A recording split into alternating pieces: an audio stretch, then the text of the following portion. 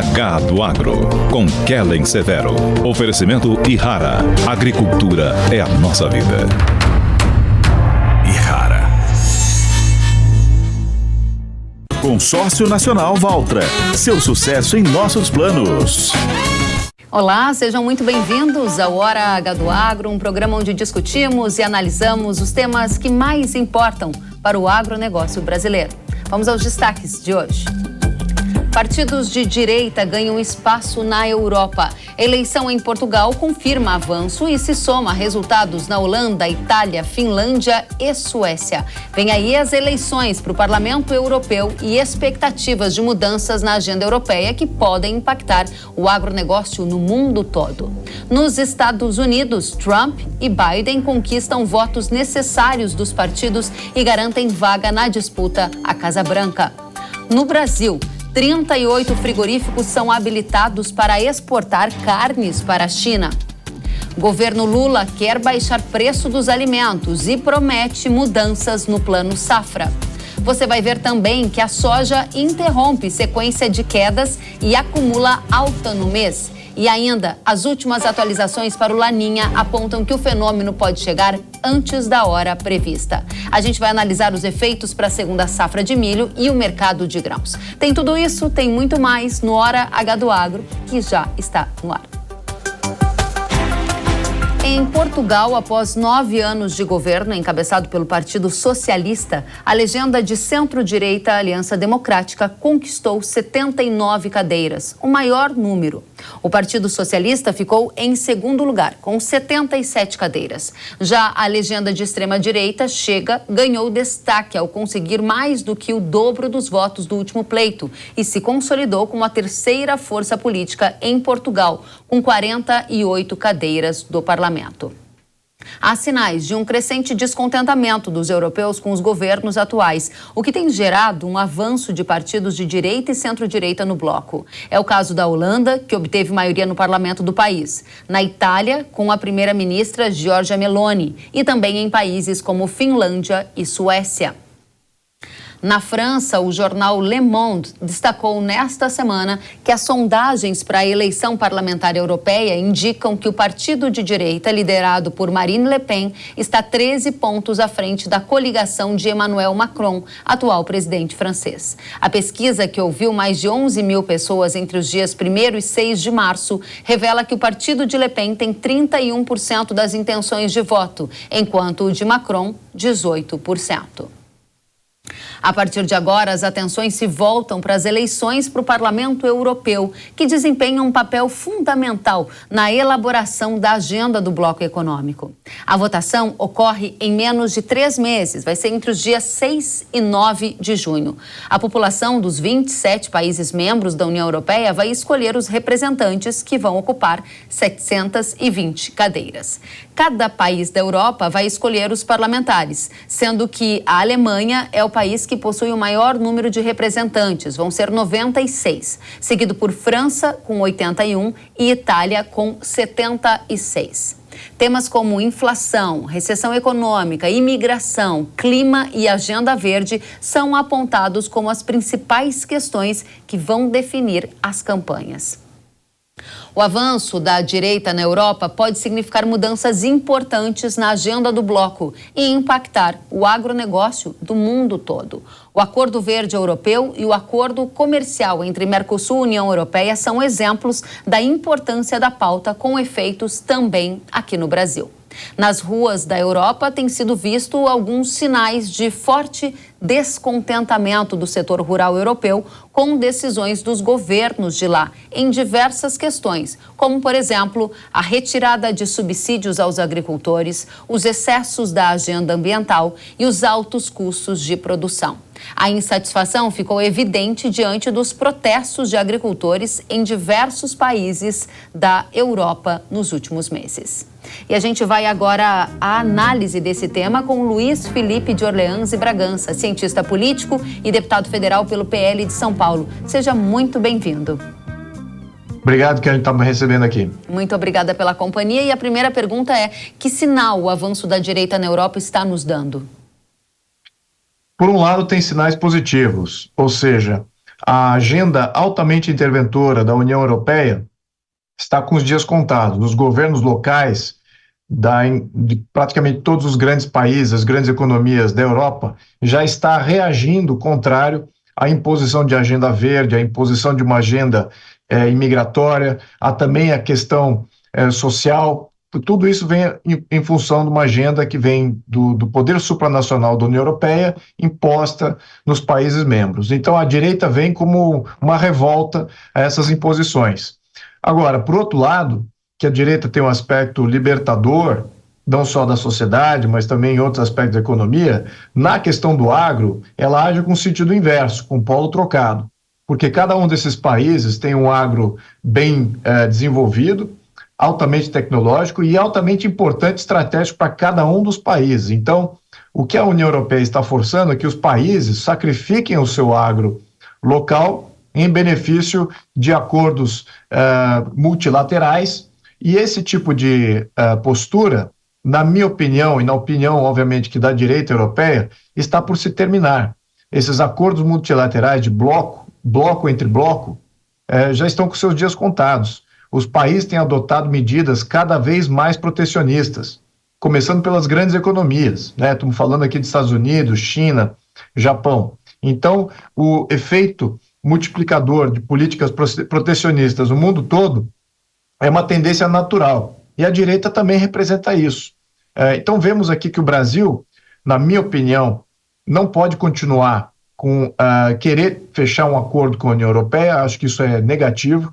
Eu acho que é positivo que os países adquiram cada vez mais autonomia, porque aí os acordos que podem surgir são acordos bilaterais e que também podem ser beneficiados, o agro brasileiro pode ser beneficiado, só que de uma maneira muito mais granular, ou seja, através de setores individualmente fechando negócio e não depender desses acordos de bloco, que eu acho que é positivo.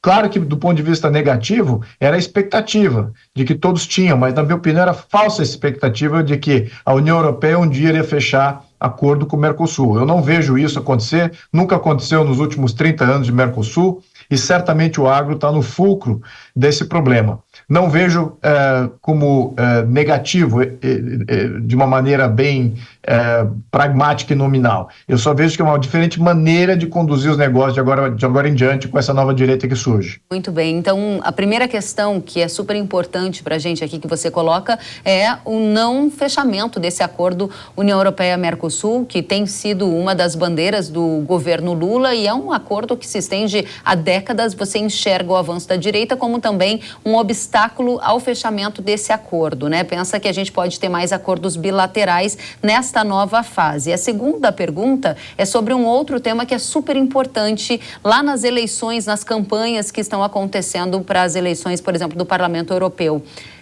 É a questão da agenda verde. Os próprios agricultores de lá estão dizendo que estão sufocados pelos altos custos e pelos excessos da agenda verde. A mudança com mais direita na Europa vai impactar no caráter da agenda verde? A gente pode ter uma mudança de sentido, uma nova lógica a partir dos próximos anos? Certamente que sim. Veja as mobilizações que aconteceram na Europa nos últimos meses, né? Nem um ano. Tivemos a Holanda se mobilizando massivamente, ao ponto que o agro da Holanda formou um partido para destituir o governo. Então, essa foi a força do agro, exatamente por uma imposição utópica de uma agenda verde completamente fora do aplicável. E isso teve ramificações, não só na Holanda, mas depois vemos a Alemanha, depois a França, e agora diversos outros países também entraram nessa seara de rechaçar esse plano verde.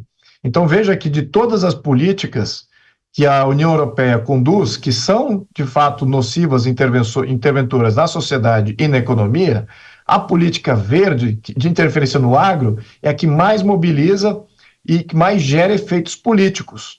Então, nós temos aqui nitidamente uma tendência para que a direita ganhe uma maioria da União Europeia e que limite, no mínimo limite, essa agenda verde por lá. Isso, de certa maneira, é positivo, porque se eles estão limitando a agenda verde por lá, significa que eles não podem impor uma agenda verde aqui.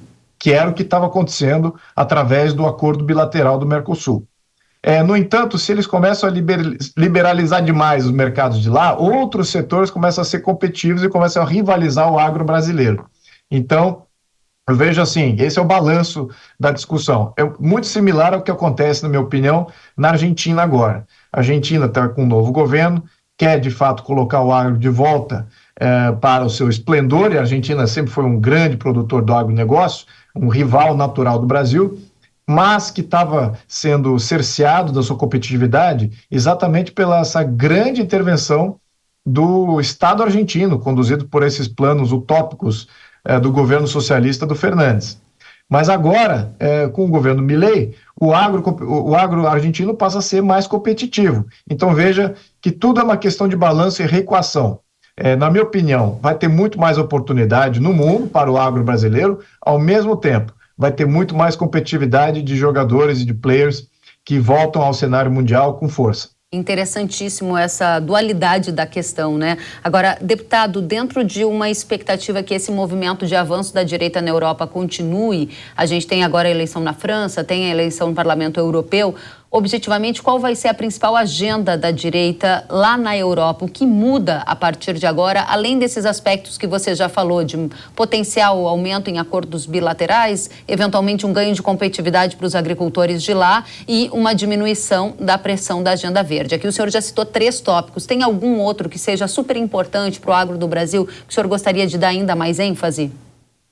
Bem, eu acho que também, se a direita vencer na União Europeia, eu acho que temos aí um efeito político muito diferenciado, sobretudo na condução da guerra na Ucrânia, que, querendo ou não, afeta a questão econômica, afeta o agro, afeta as relações que o Brasil tem com várias regiões do mundo, além daquela região, além da própria Rússia e Ucrânia, existem outros desdobramentos aí em termos de apoiamento.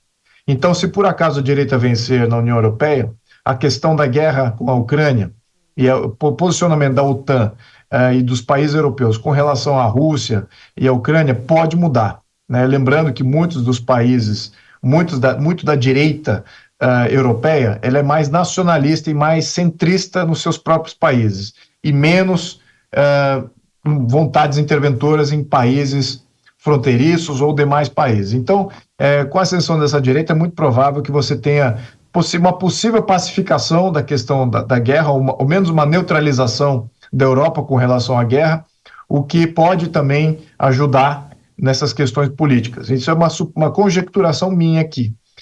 Outro desdobramento que eu acho que é importante é nessas políticas sociais e também políticas ambientais que afetam o Brasil, né? Sobretudo questões da Amazônia, questões de muitos desses grupos de interesse que fazem parte, que usam a União Europeia como base de lobby político, eles vão perder essa alavanca política e vão ficar um pouquinho menos apadrinhados na negociação com as entidades e o governo brasileiro aqui, sabendo que o governo brasileiro está muito em linha com as entidades interventoras e com planos utópicos ambientais. No entanto, os grupos de interesses externos vão ficar diminuídos, né, em função de você não ter a União Europeia como plataforma de barganha. Então, eu acho que isso é importante também, ter desdobramentos aqui e em outra região do mundo. Excelente. Agora, dentro dessa perspectiva que você elenca vários fatores que são importantes para a agenda do agronegócio brasileiro, eles estão, na sua perspectiva, num horizonte de curto prazo, porque a gente está falando, de resultados de eleições que já ocorreram e confirmaram a vitória da direita, e estamos falando de eleições que estão próximas, né, nos próximos meses. O que significa dizer é que esta mudança que o senhor prevê é uma mudança que já está em curso com impactos no curto prazo, ou seja, 2024 a gente já começa a ver um redesenho da agenda europeia na sua avaliação? Absolutamente sim. A antecipação ela é total, a tendência ela já é material em vários sentidos econômicos, políticos e sentidos sociais. Nós vemos até aqui na questão brasileira e até na questão norte-americana, com a possível vitória do Trump nos Estados Unidos. Então, muitas das políticas, muitas das narrativas, do empenho e daquele momento político que se cria em torno de narrativas, isso está vencendo, ou seja, vencendo do ponto de vista de está caducando. Então, nós estamos vendo uma nova série de narrativas já sendo adotadas e já tendo aplicabilidade naqueles que são os agentes interlocutores do momento. Então, essa transição já está acontecendo, é uma tendência natural. Eu acho que não vai ser uma ruptura, mas certamente será uma limitação muito importante para o que estamos vendo aí. Sabemos que os planos dessas agendas 2030 e todas as agendas ambientalistas são extremamente limitadoras do agro. No fundo, quase que colocar o agro aí sobre uma concessão, e a propriedade e o domínio daquilo que se faz com o agro deixa de ser dos empresários brasileiros e passa a ser uma concessão de Estado. Então, você acaba limitando esse tipo de foco, né, ou esse tipo de perspectiva. Eu acho que isso é positivo para o agro brasileiro. Temos que deixar o agro brasileiro livre. Eu sempre argumento que o governo precisa tomar atitudes de liberalizar o agro brasileiro, no sentido de criar outras fontes de financiamento que não sejam fontes de bancos estatais e linhas de crédito estatais, e também criar uma bolsa para o agro, para que o agro tenha acesso a abrir capital de pequenas e médias empresas do agro com um sentido desregulamentado, com o perfil de negócio do agro é de longo prazo. Então, a CVM coloca uma regulamentação muito estringente para você abrir capital de empresa. Isso, às vezes, não encaixa, as empresas do agro não se encaixam, exatamente porque tem um fluxo de caixa muito longo, né? Ou seja, tem um período para você gerar de investimento muito longo e um período de atingir fluxo de caixa é muito retardado. Então, precisamos aí de uma bolsa desregulamentada que entenda e que tolere esse tipo de modelo de negócio, como existe em outros países. E isso vai dar eu diria que uma liberdade para o agro brasileiro e também uma capacidade do Estado do Brasil de poder agir mais no agro mundial que nós nunca vimos antes. Só que precisa mudar a cabeça aí dos reguladores. Muito bem, deputado, eu vou pedir a sua licença para a gente receber nesse painel a Suemi Mori. Ela é diretora de Relações Internacionais da CNA e ela se junta a nós nessa discussão de um avanço da direita na Europa e especialmente, Suemi, sob o olhar, agora seu olhar, sobre as eleições do Parlamento Europeu e os impactos que isso vai ter na agenda europeia, que está diretamente ligada com o agro nacional, né? Estamos nos adaptando a uma série de exigências que eles vão colocar em vigor a partir de dezembro, que são as exigências da lei antidesmatamento. Seja muito bem-vinda e a minha pergunta é, a lei antidesmatamento vai mesmo entrar em vigor neste ano, se uma composição do parlamento se alterar? Olá, obrigada Kellen pelo convite para estar aqui. E essa pergunta tem que ter uma bola de cristal para responder ela objetivamente. Mas tudo indica que sim, que a lei vai entrar em vigor, mas a Comissão Europeia está atrasada, né? Está atrasada na implementação. Então, por exemplo, já era para ter saído os chamados guidelines setoriais, isso não saiu. Já era para ter sido feita a classificação dos países, isso também não saiu. Então, dentro da Comissão Europeia, existe uma discussão de que, por exemplo, a questão da classificação dos países, os países entrarão em vigor, quando a legislação entrar em vigor, né? Ela já está em vigor, mas quando ela passar a ser cobrada, os países todos serão classificados como risco médio, e isso vai se manter até a Comissão Europeia conseguir fazer a classificação dos países, que já está atrasado, e eles já assumiram isso, que está atrasado. Então, para ela não ser cobrada efetivamente, como está previsto, tem que voltar tudo, você tem que rediscutir tudo lá dentro. Então, por isso que nos parece, pelas discussões que a gente está acompanhando lá de Bruxelas, que vai ter um atraso nessas duas questões, vai ter um atraso na classificação, um atraso no guidelines, ela vai entrar em vigor, mas não da forma como estava sendo previsto antes, né? As eleições do Parlamento Europeu vão mexer muito, eu concordo, porque todo esse movimento que a gente viu acontecer desde o final do ano, dos protestos dos agricultores europeus, né? Botam pressão às vésperas das eleições. Então, a Ursula von der Leyen, ela entrou num acordo muito grande com os verdes, né, quando ela entrou para ser presidente da Comissão Europeia, e tinha um acordo entre Alemanha e França, que são as economias mais fortes. A gente vê declarações dos próprios verdes, inclusive, dizendo assim, a culpa da mudança climática não tem que ser colocada em cima dos agricultores, essa conta é uma conta que tem que ser dividida. claramente uma preocupação com o impacto desses protestos na eleição, né? Então, assim, hoje nós temos um centro-direita, um centro-esquerda que está lá. Essa questão da direita, né? Os dois extremos, a gente já viu acontecer outros movimentos não tão fortes quanto esse de um crescimento. Só que o que a gente está vendo agora, e aí já foi falado aqui antes, é que países já demonstraram isso. Então, assim, esse movimento, como foi dito antes, ele já está acontecendo. A gente vai ver essa questão das eleições do Parlamento Europeu. A minha impressão é que ele vai continuar, ele vai ser um centro, não vai ser para os dois lados tão extremo assim, mas a pauta verde, ela perde força. Ela perde força nessa eleição, está sendo muito questionado do ponto de vista de crescimento da própria economia europeia, todas essas medidas que foram colocadas. Os agricultores estão dizendo que eles não têm dignidade para viver, que a renda deles não é suficiente para eles terem dignidade. Muito bem. Então isso tudo vai impactar, já está impactando as eleições nacionais e vai impactar, sem dúvida nenhuma, a eleição do parlamento em junho. Então a gente está aqui falando de um enfraquecimento da agenda verde colocada por você, Suemi, colocada por você, deputado. Deputado, na sua última participação você falou sobre a Agenda 2030. A gente está próximo do fim da Agenda 2030? Olha, o ESG, que também faz parte aí do combo de dominância global, né? Aquela questão de social, governança e ecologia que era imposta nas empresas, o ESG já está com os dias contados. Os grandes protagonistas do ESG já estão pulando fora do barco ESG, exatamente porque a rentabilidade das empresas que obedecem esse plano ESG é mais baixa daquelas que não obedecem. E o mundo, no bloco dos BRICS, é muito mais amplo e não é enforçável esse tipo de política.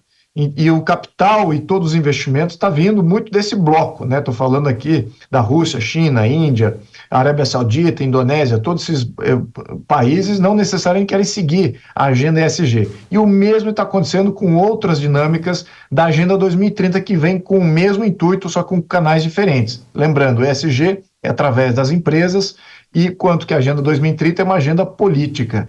Então a agenda política, ela acaba também perdendo força se você perde os agentes de barganha internacional. Em termos nacionais, não vejo nenhum país que se autoimpõe uma Agenda 2030, porque isso é uma limitação que você coloca na sua própria sociedade. Você se autoimpõe uma série de regulamentações que aí somente aqueles países que de fato têm um poder, um governo socialista com um viés totalitário, que vai querer aplicar, somente para ele ter mais poder e ter mais controle sobre diversos setores da economia. Também muito o agro estaria praticamente dominado se a Agenda 2030 por completo fosse implementada. Lembrando que tem controle de preço de grãos e de uma série de minerais embutidos nessa questão da Agenda 2030, além de outras questões sociais e econômicas. Então, eu vejo o quê? Eu vejo que um grande poder de barganha, que é a União Europeia, assim como os Estados Unidos, que é outro grande poder de barganha da Agenda 2030 e da política ESG, estão para sair de cena, como sendo os grandes protagonistas dessas duas agendas. Então, e o outro bloco internacional, que é o bloco do BRICS, não está abraçando esses dois viés, essas duas agendas políticas, né?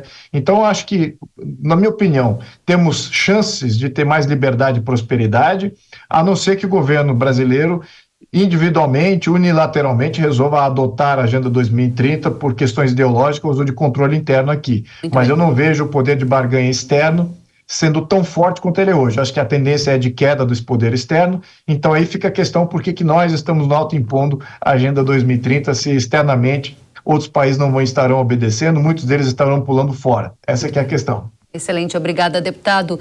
Suemi, para você a pergunta é: aqui no Brasil, a gente sempre foi influenciado pela agenda da Europa, muitas vezes comprando a moda europeia de uma certa forma.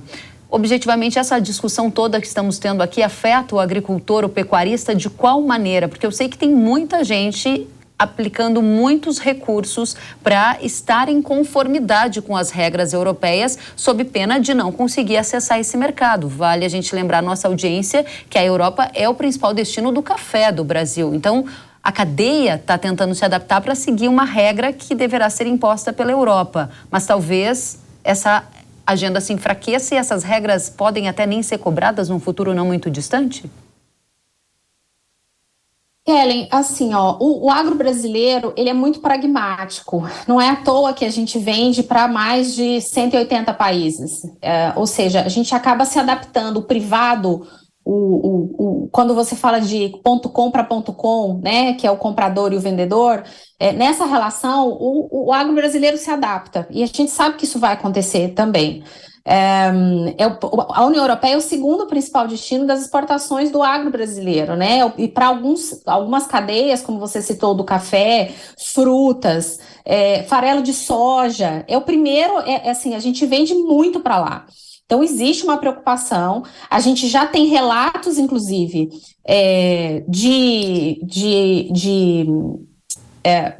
produtores que não estão conseguindo vender, porque o importador europeu está com receio de comprar agora e lá na frente essa legislação 2025 ela passar a ser cobrada e ele não conseguir cumprir as exigências, porque pela legislação europeia todo o ônus da prova e penalidades cai em cima do importador.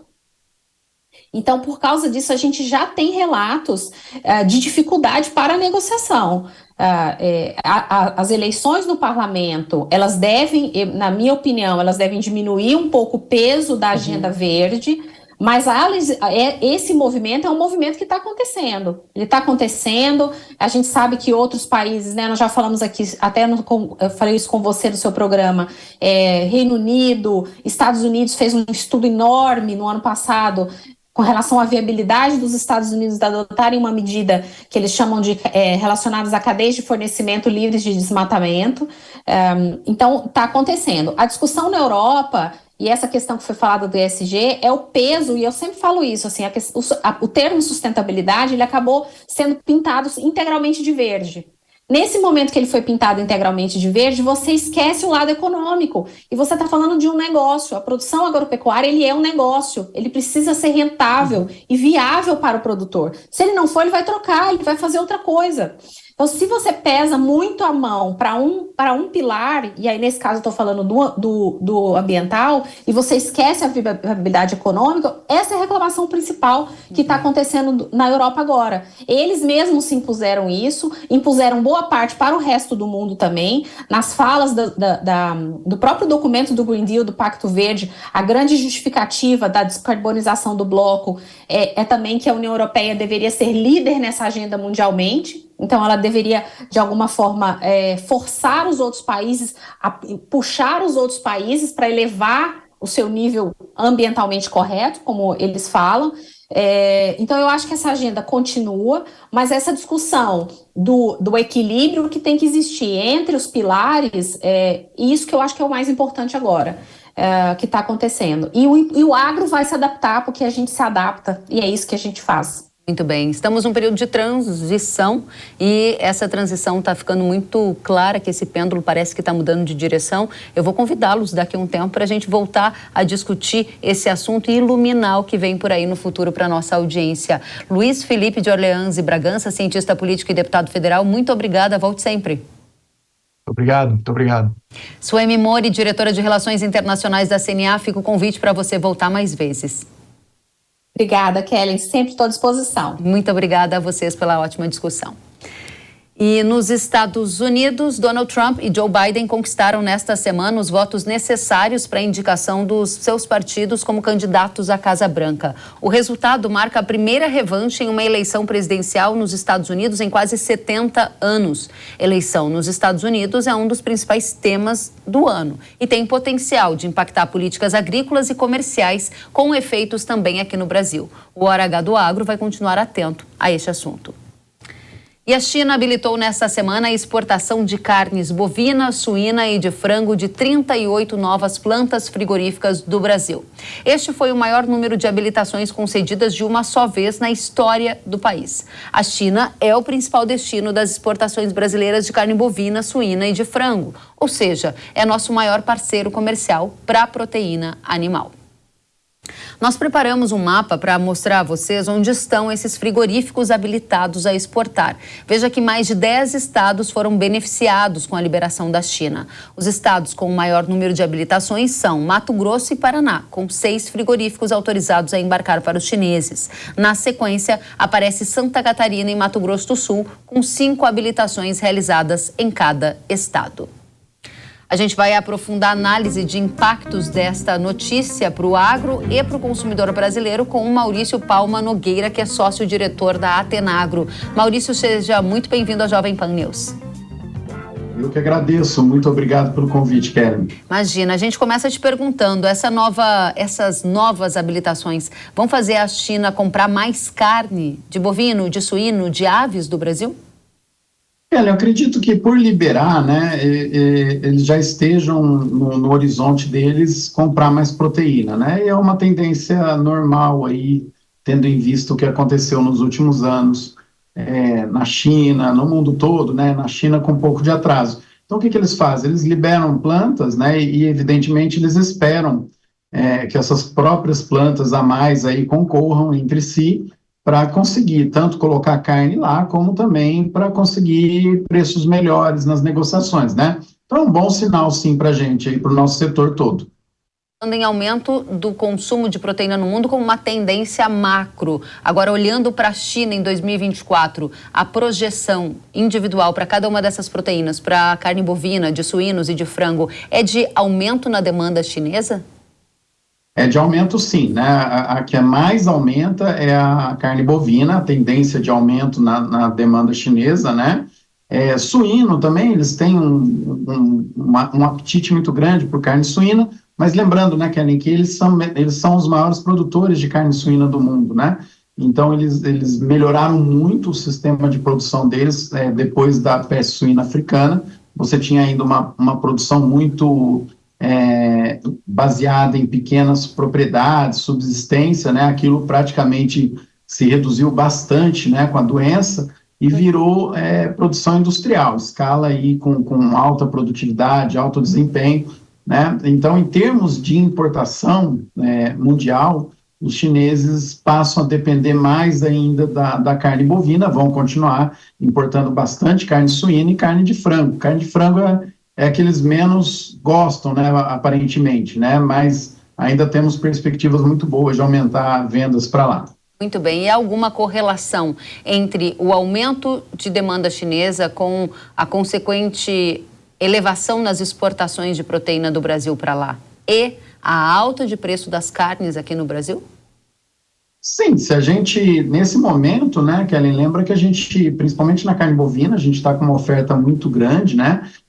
Provavelmente janeiro foi registrado o maior abate formal da história, né? A gente precisa ainda confirmar esses números, que a gente por enquanto só tem o CIF, né? A hora que sair a fiscalização estadual e municipal a gente vai confirmar ou não, mas é uma coisa positiva que a gente notou, né? A gente sempre faz uma comparação período a período, e fazia mais de 14 meses que a comparação dos mesmos períodos de um ano para o outro não dava um aumento na demanda, na exportação do Brasil para a China de carne bovina. Então a gente tem expectativa sim que esse ano a gente acabe exportando mais lá, principalmente carne bovina.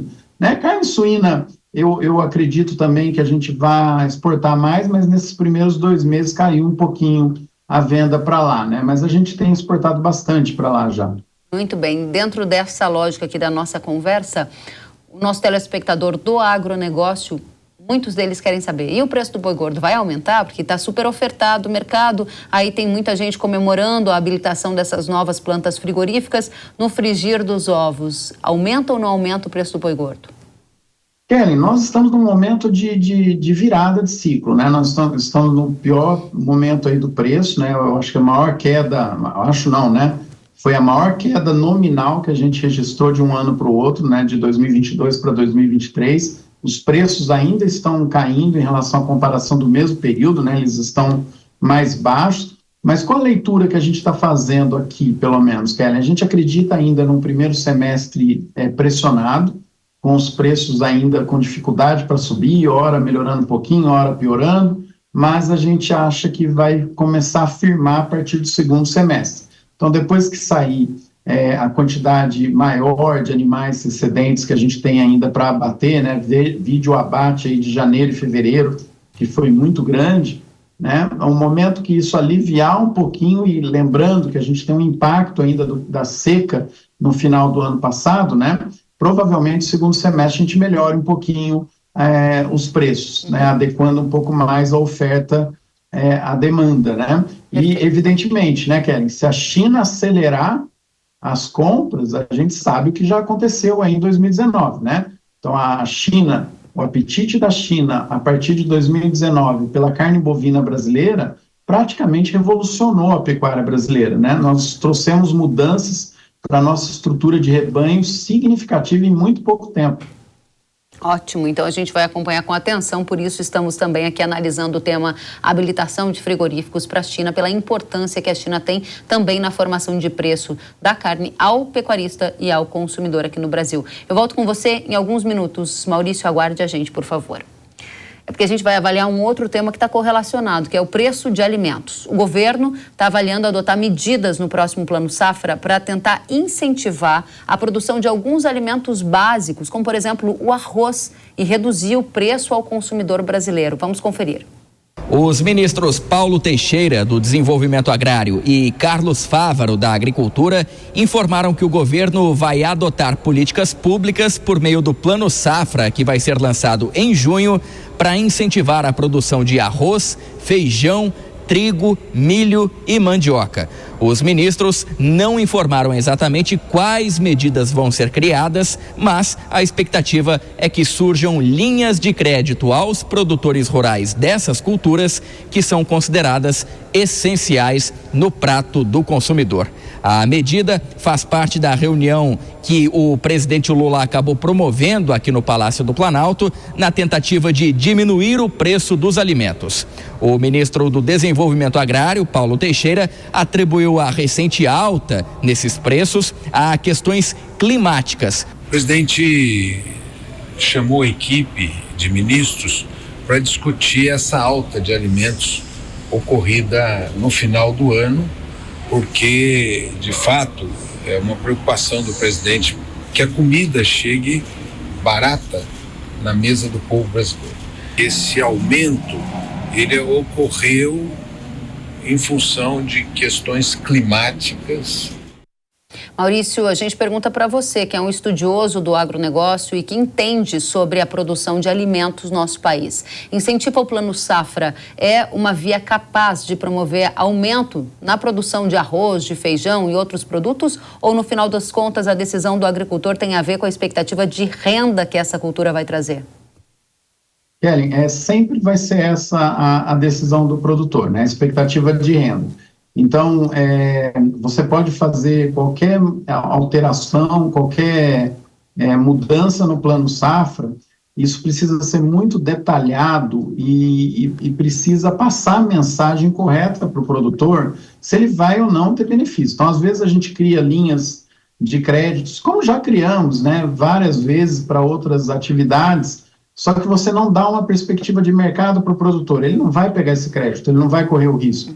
Então, eu sempre vejo com muito temor quando a gente apresenta alguns planos que vá mexer com estímulo ou desestímulo à produção, sem que esse plano seja extremamente detalhado. Se for bem detalhado, pode acontecer, Kelly, mas se não for, né, o produtor não vai capturar esse crédito, não vai correr esse risco, porque ele não vai ver benefício lá na frente, né? Se ele vê o benefício, aí sim ele vai, né, aí a própria iniciativa privada acelera. Um exemplo do que nós vimos, né? Por que nós estamos produzindo bem mais carne bovina agora, nesse momento? Porque nós fomos estimulados lá em 2019, 2020, 2021. E a mesma coisa aconteceu com suíno, com frango, com outras culturas, né? Então, você tem um estímulo, perspectiva de renda, o produtor acelera. Você tem um desestímulo, ele desacelera. E, evidentemente, aí no meio do caminho, a gente tem que analisar aí os efeitos climáticos, né? Melhor seria, Kelly, se o governo começasse a estudar medidas de melhorar a competitividade, a logística, reduzir impostos, reduzir cargas. Aí sim a gente conseguiria atender o consumidor de uma maneira muito mais eficiente. Muito bem. Maurício Palma Nogueira, obrigada pelas suas análises. Maurício, que é sócio-diretor da Atenagro. Volte sempre, Maurício. Obrigado, Kellen. Sempre que puder, eu estarei aí com vocês. Obrigada, até a próxima. E depois do intervalo, as atualizações sobre o fenômeno Laninha, a previsão do tempo para os próximos meses e as tendências de preço para soja e para milho. Não saia daí, a gente volta já.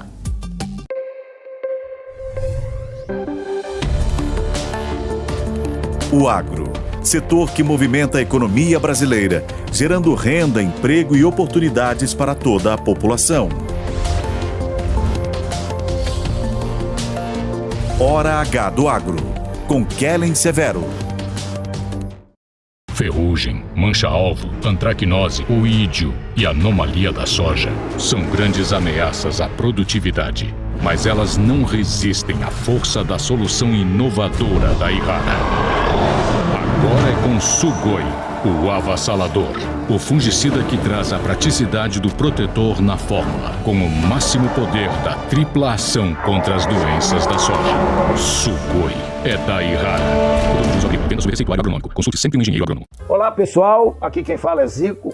Venho apresentar para vocês uma empresa que é camisa 10 no mundo dos consórcios. O Consórcio Mage. Com quase 4 décadas de tradição, o Consórcio Mage trabalha com consórcio de carros, imóveis, caminhões Volkswagen, equipamentos Caterpillar e máquinas agrícolas das marcas Massey Ferguson e Valtra. Acesse consórciomage.com.br, faça sua simulação e agarre esta oportunidade. Consórcio Mage. Pensar no futuro é agir agora. Sabia que o Brasil é um dos maiores produtores de soja e milho no mundo? Esse mercado movimenta mais de 70 bilhões de dólares anualmente e tem muitas oportunidades. Com o curso de comercialização de soja e milho da NIL, você aprende a negociar preços em bolsas internacionais e proteger seu capital. O professor João Birkan tem mais de 60 anos de experiência e vai te ensinar como ganhar dinheiro no agronegócio. Garantir uma taxa melhor do dólar para daqui a 12 meses. Esse curso é ideal para você que quer trabalhar com trading de soja e milho no mercado financeiro e para você que é produtor e quer potencializar os lucros com sua safra. Ingresse no setor que mais cresce no Brasil. Acesse nilcursos.com.br e inscreva-se.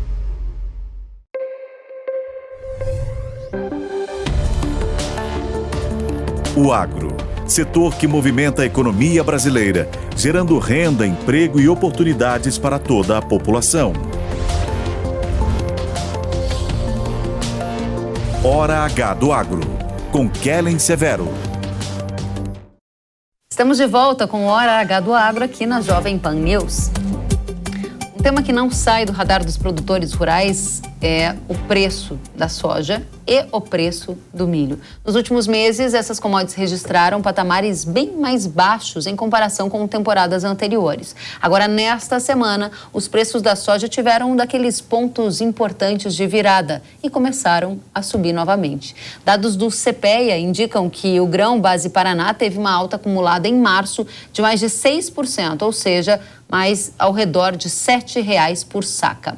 No milho, outra cultura super importante aqui no nosso país, os preços base Campinas, São Paulo, seguem ali na faixa de R$ 63,00, uma alta de 1,6% acumulada neste mês de março.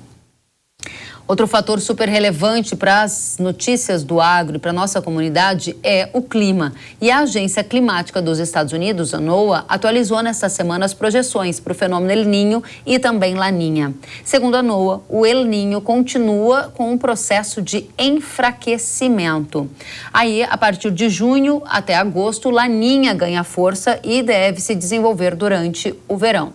A NOAA também faz um alerta. Há 1 em 3 chances de que o Laninha se desenvolva ainda mais cedo, entre maio e julho. Para quem nos assiste pela televisão, as barras em azul sinalizam a chance, a probabilidade de ocorrência do fenômeno Laninha. Então está muito claro, barras em vermelho perdendo força, ou seja, El Niño se despedindo, barras em azul ganhando força com o Laninha chegando aí. Vamos entender o que isso significa para mercado, para grãos e para a condição do tempo para as lavouras de milho e soja a partir de agora. Eu recebo o professor de meteorologia da Exalc USP. Seja muito bem-vindo, Fábio Marim. Obrigado por me receber, satisfação estar com você. Muito obrigada, professor Fábio Marim, pela companhia. Daniele Siqueira, analista de mercado da G Rural, seja muito bem-vinda. Olá, Kelly, muito obrigada pelo convite. Vamos começar então com você, professor Fábio. A gente está se despedindo de um El Niño, entrando num Laninha e a safra de milho está aí. Como é que vai ser a condição climática? Quais são os riscos para a produção do Brasil, se é que existem agora no curto prazo? Pergunta difícil, né? Porque quando a gente tem já configurado o El Niño ou a Laninha, já não é fácil responder essa pergunta. Com essa transição fica ainda mais difícil, Kelly. A gente deve, pelo ritmo aí de queda da temperatura do oceano, a gente deve entrar em Laninha ainda no primeiro semestre, mais tardar em julho, tá? E as laninhas, elas acabam sendo melhores para as regiões produtoras do centro-oeste. Então, as dificuldades enfrentadas agora pelo centro-oeste, principalmente nas lavouras de soja, onde a gente estava lá em outubro, novembro, dezembro, vivendo o El Niño, a perspectiva, a tendência é que haja uma melhora nessas condições. Tá? Por outro lado, os produtores do sul do país é que se preocupam bastante com a chegada da laninha, né? Porque o nosso país, a gente pode traçar uma linha ali mais ou menos entre São Paulo e Mato Grosso do Sul. Quem está para cima dessa linha torce pela laninha e quem está para baixo dessa linha torce pelo El Niño. Tá? Então, a gente deve ter um favorecimento aí, olhando aqui para a safra de milho, pode ser que a gente tenha um favorecimento agora com a chegada da laninha, mas já pensando na safra do final do ano, na safra de verão 24, 25, a presença da laninha traz bastante preocupação para os produtores do sul do país e um pouquinho mais de alívio para os produtores do centro-oeste. Muito bem. Dentro dessa perspectiva, Dani, a pergunta é para você. Como é que estão as condições da safra de milho, a safra de milho de inverno que está sendo semeada, e como você avalia as expectativas diante desse quadro climático colocado pelo professor Fábio? Ellen, até o início de março nós vínhamos com a safrinha em excelentes condições, o plantio foi feito rapidamente, feito dentro da janela ideal na maioria das regiões produtoras, então um começo com o pé direito para a safrinha de milho 2024, apesar de termos redução na área plantada devido aos preços mais baixos do milho. O problema é que agora em março tem chovido menos, as chuvas cortaram antes um pouco, especialmente no Paraná e no Mato Grosso do Sul, e tem feito muito calor. Essa semana já foi muito quente, nós temos uma onda de calor aí, e tem previsão de mais calor nos próximos dias. Então, os produtores, principalmente do oeste do Paraná, mas também do norte do Paraná, um pouco menos, mas também, e o sul do Mato Grosso do Sul, eles já começam a relatar possibilidade de perda de potencial produtivo devido a essa combinação de tempo mais quente e seco nos últimos dias. Essa perda de potencial produtivo já é calculada por vocês da AG Rural? Vocês já pensam em revisar alguma estimativa de produção em função de adversidades climáticas na safra de milho, Dani? Ainda é muito cedo, Karen. Normalmente nós vamos até março usando linhas de tendência de produtividade que não são baseadas ainda em dados de campo, e a partir de abril a gente já faz estimativas com base em condições de campo. Então, em abril, a gente já vai conseguir ver se esses problemas climáticos vão reduzir o que seria normal, que é mostrado por essa linha de tendência, ou se, de repente, foi só um susto momentâneo e o milho continua com boa expectativa. Qual é a perspectiva de produção que vocês têm nesse momento? Por enquanto, para a safrinha do Brasil, nós trabalhamos com 91 milhões e 700 mil toneladas, o que é uma queda de quase 11 milhões em relação ao ano passado, mas isso se deve principalmente à redução de área que eu citei há pouco, que foi causada por preços mais baixos, que fizeram os produtores reduzirem essa área plantada. Muito bem. Aí dentro dessa perspectiva, professor Fábio, a Dani coloca efeitos da onda de calor, escassez de chuvas em áreas importantes produtoras do Paraná, já afetando lavouras de milho, de acordo com relatos de produtores. Essa é uma tendência que tende a se intensificar nesse momento em que temos um El Niño se despedindo e ainda não a presença de uma laninha. Vai ter mais onda de calor, vai ter mais escassez de chuva no sul, afetando as áreas do centro-sul plantadas com milho? Aí talvez a gente possa dividir em 2 capítulos a resposta, Kelly. Em primeiro lugar, em relação à temperatura. Os anos de laninha são marcados por temperaturas abaixo da média. Então, a probabilidade de ondas de calor, ela começa a se reduzir a partir de agora, tá? Então, a gente não é normal que aconteçam tantas ondas de calor como a gente viveu durante essa safra. Se a gente lembrar, desde outubro do ano passado, nós estamos vivendo uma sequência, quase que uma onda ou 2 por mês de calor aí, que é a cara do El Niño. Então, Enquanto que a chuva, ela é um pouco mais complexa da gente conseguir fazer uma previsão mais assertiva, a temperatura não tem erro, e é em todo o país a temperatura. Anos de El Niño, a temperatura costuma oscilar 1,5 graus até 2 graus acima da média histórica, e anos de Laninha exatamente o inverso, entre 1 grau e 1,5 graus abaixo. Professor, só uma dúvida rapidinho. Dentro desse contexto atual, o senhor disse que as ondas de calor se reduzem a partir de agora. A gente ainda está com El Niño, mas a partir de agora é a partir de março que o senhor está dizendo que começam a se reduzir essas ondas de calor? Não, talvez eu tenha formulado errado. A partir do momento que a gente tem a Laninha, as ondas de calor se tornam menos prováveis, tá? Enquanto a gente tiver ainda em El Niño, essa é a regra. Agora, um El Niño em processo de enfraquecimento tão rápido, porque também é importante a gente marcar que assim, a gente chegou num El Niño de quase 2 graus, acima de 2 graus é considerado forte, ok? E num prazo aí de 3 meses, a gente teve um decréscimo muito rápido nessas temperaturas do Oceano Pacífico. Então, a gente está vivendo realmente um momento que aumenta bastante a imprevisibilidade, tá? É realmente difícil traçar cenários, né? A gente vai passar pela zona neutra, que é sem El Niño ou Laninha, durante talvez 1 mês ou 2. Então, o que torna bastante complexo fazer essa previsão nesse momento e assinalar. Como a Daniele bem falou, as condições de chuva ainda estão muito boas no centro-oeste, mas aqui em São Paulo as condições são bastante ruins. Tá? Então, assim, tem uma zona, mais ou menos, entre o Mato Grosso do Sul e quase todo o estado de São Paulo, que as condições são bastante desfavoráveis em termos de chuva e com temperatura muito alta. Então, a gente tem uma condição bastante desuniforme no Brasil, que é talvez a marca também dessa safra, uma variabilidade de chuva bastante forte nas regiões produtoras. Só para a gente amarrar o assunto milho e condições climáticas dentro dessa transição que a gente está vendo de um El Niño para Laninha, a pergunta objetiva para você, professor, a gente sai de uma quebra de safra de verão. A safra de milho de inverno pode também quebrar a partir dos dados que o senhor tem hoje nas mãos, ou não, o senhor prevê que a gente vai ter uma condição melhor para essa safra de inverno? Olha, eu não tenho nenhuma simulação na mão ainda para o milho para poder falar de forma mais assertiva em termos quantitativos. A gente conseguiu fazer uma rodada no mês de janeiro com o nosso modelo aqui para a safra de soja e nós conseguimos computar uma queda de 7,2%, chegando numa estimativa de mais ou menos, se eu não me engano, 147,7 milhões de toneladas, apenas baseada no clima, ok? Sem olhar fatores de manejo, sem olhar outros aspectos ali envolvendo o cuidado com a lavoura. Se a lavoura fosse exatamente igual ao do ano passado, o clima nos tomaria 7,2 na média brasileira. Isso já computando uma recuperação de quase 55% no Rio Grande do Sul, ok? No Mato Grosso, eu me lembro de cabeça, essa queda foi de 16%. Ok? Então, isso é o que os modelos aqui. A gente ainda não conseguiu fazer uma rodada dessa para o milho safrinha, mas até agora eu estou alinhado com a posição da Daniele que a gente não tem uma perspectiva de quebra ainda. Entendeu? As condições, na verdade, para a grande zona produtora, elas são favoráveis e não tem nenhuma evidência até esse momento de que a gente possa ter algum revés. A maior quebra, como a Daniele falou, e esse é um dado que a gente não tem, está vindo de outros fatores que não o clima. Okay? Não é o clima que está explicando essa queda de 11 milhões. É a área, talvez tecnologia, o produtor um pouquinho mais cauteloso aí na hora de conduzir a lavoura, mas o clima está entregando. E é importante dizer, né, que o clima no Mato Grosso, principalmente, ele começou, vamos dizer, quase desastroso.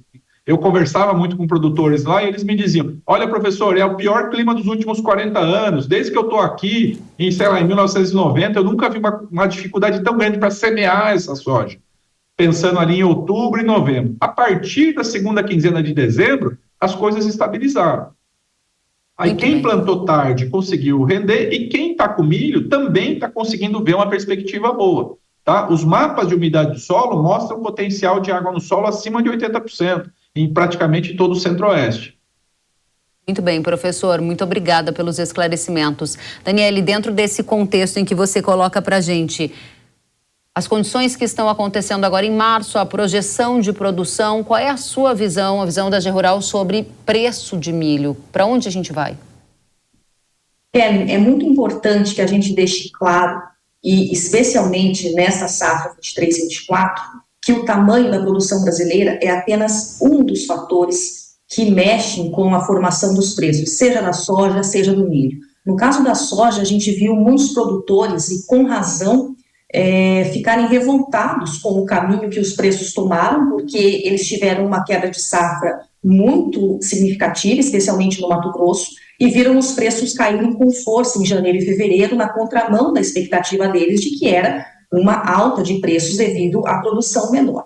Então, o produtor brasileiro precisa ter essa consciência. O tamanho da safra é só um dos elementos para o preço. No caso específico do milho, é claro, caso a gente venha a ter uma quebra da safrinha significativa por questões climáticas, é bastante provável que os preços do milho brasileiro subam devido a essa produção menor. Só que a gente tem que ter em mente também o seguinte: quando o Brasil tem uma quebra da safra de milho, quem sofre são as exportações. Então, o mercado interno, ele é predominante no milho, então ele vem e toma esse milho, muitas vezes oferecendo preços mais altos, ainda que os compradores internos comprem da mão para a boca, eles oferecem preços mais altos, e isso dá suporte aos preços. Só que o problema é se o produtor pensar o seguinte: bem, nós temos já uma área menor de milho safrinha, então se acontecer algum problema climático, a safra vai ser menor e o preço explode.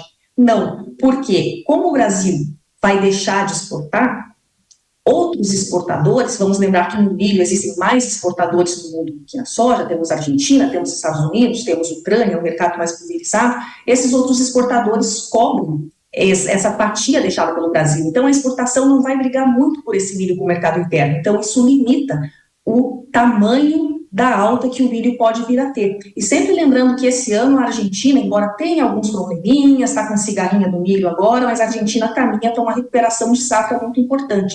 Então, se tudo der certo na Argentina, a Argentina vem com 15 milhões de toneladas a mais, e todo esse milho extra que ela vai colher, depois do desastre da safra passada, vai ser exportado. Às vezes até para o próprio Brasil, porque quando o produtor brasileiro segura o milho, a Argentina vem, ou às vezes o Paraguai, vende esse milho para nós, e aí o produtor do Brasil acaba tendo problemas. Então, resumindo, podemos, claro, ver alta dos preços do milho caso haja uma quebra de safrinha, mas temos que lembrar que existem outros fatores por aí, e a Argentina, com safra grande, e Estados Unidos também com estoques muito amplos, dificultam altas muito expressivas do preço do milho. Muito bem, e aí você falou sobre soja, soja também é um dos destaques aqui, especialmente o ponto de virada que a gente viu nesta semana, em março, melhor dizendo, acumulando ganhos de mais de 6%. Virou mesmo, o mercado a partir de agora é altista, por quê, Dani? O que a gente viu nos 2 primeiros meses de 2024, Kelly, foram perdas muito pesadas na Bolsa de Chicago, e também nos prêmios de exportação aqui do Brasil. Então, isso criou uma pressão ainda maior sobre os preços brasileiros da soja. A gente viu aí 2 meses de queda quase ininterrupta. Por que isso aconteceu? Por 2 conjuntos de fatores. De um lado, por fundamentos de oferta e demanda. Por mais que a safra do Brasil de soja seja menor que a do ano passado, a safra da Argentina caminha, está começando aí a colheita e deve ser uma super safra. Então, a safra da América do Sul, de um modo geral, é maior do que a safra do ano passado, com a Argentina compensando essa quebra no Brasil. Então, temos oferta maior. Também temos demanda mais fraca. A China tem comprado menos, tem até vindo, fazendo volumes maiores, mas sempre forçando o preço muito para baixo via prêmios de exportação. Então, esses fatores reduziram os preços no primeiro bimestre do ano. Além disso, na Bolsa de Chicago, existiu um movimento muito pesado de vendas dos fundos de investimento. Na semana passada, esses fundos de investimento alcançaram a posição vendida mais alta que eles já tiveram na história. Então, isso aí foi o ponto de virada, um movimento especulativo. Quando eles chegaram a essa posição líquida vendida mais alta da história, eles viraram a chavinha e voltaram a comprar para realizar lucros. Agora, a dúvida é, eles vão continuar comprando de forma a levar essas cotações para cima e reverter essa tendência de baixa? Difícil ainda dizer. Eu acredito que o pior pode já ter passado em Chicago, mas a gente tem que lembrar que temos aí a safra da Argentina começando a entrar no mercado a partir de abril, que isso pode voltar a forçar os nossos prêmios de exportação para baixo devido à concorrência. Então, não dá para dizer ainda que já viramos e saímos da tendência de baixa. Muito bem, quero agradecer a vocês, Fábio Marim, professor de meteorologia da Exalc USP, Daniele Siqueira, analista de mercado da AG Rural. Muito bom tê-los conosco, voltem sempre. Obrigada, Kelly, até a próxima. Até a próxima. Obrigado, Kelly, à disposição. E agora eu tenho um recado para você. Cansado de ver o azevém acabar com a produtividade do seu trigo? Então saiba que a Yara tem a solução certa para vencer esse inimigo da lavoura, Yamato. O herbicida pré-emergente da Yara é eficaz no controle não só do azevém, mas de outras daninhas. Tudo com máxima seletividade e produtividade. Yamato também tem maior período de controle, mantendo a lavoura no limpo por mais tempo e com um aumento de produtividade. Além disso, Yamato é seletivo, ou seja, elimina as daninhas sem afetar a cultura. Vale lembrar que a Yara possui outras soluções para proteger o trigo. Você quer saber mais? Acesse yara.com.br ou aponte a câmera do seu celular para o QR Code que está aparecendo na sua tela e vença as daninhas. O Hora H do Agro de hoje fica por aqui. Obrigada pela companhia. Até mais. Tchau.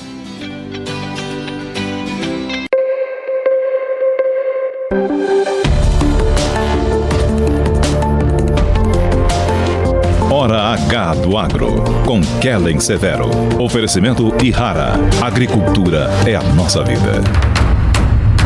Yara. Consórcio Nacional Valtra. Seu sucesso em nossos planos. Realização Jovem Pan News.